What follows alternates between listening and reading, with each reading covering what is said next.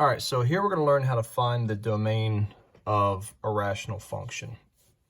You can't, with your function, you don't want your denominator to equal 0. And so we're going to go ahead and find our restrictions by setting the denominator is equal to 0. And that's going to help us figure out the domain. Domain is going to be all x values except for those restrictions. So for example here, in this function, it's in its factored form. Nothing's going to cancel out. Take your two denominators, the two expressions, set them both equal to 0, which we do here. And then we solve, and we get -5 and 3.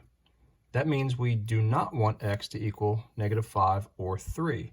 Those are our restrictions. That's where we're going to have, an asymptote or a gap. So the domain would be starting from -∞, because remember, it's supposed to be all real numbers except for those values. All right, so that's why we have these gaps here at -5 and at 3.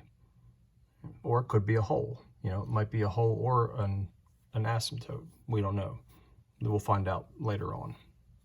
All right, in example 2, this is already in a factored form. And nothing's going to cancel out, so we set the denominator equal to 0. We solve, we get -6.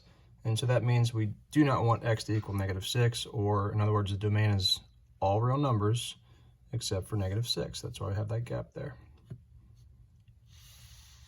In example 3, we end up having to factor the expression first.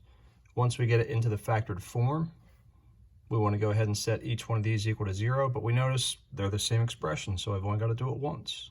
So I set it equal to 0, I solve, and I get -1, which means my domain will not include the -1, or we have a gap there at -1. And then the last one.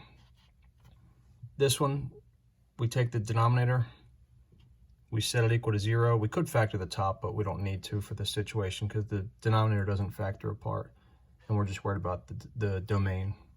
So we set it equal to 0, we solve, and we end up coming out with an imaginary solution.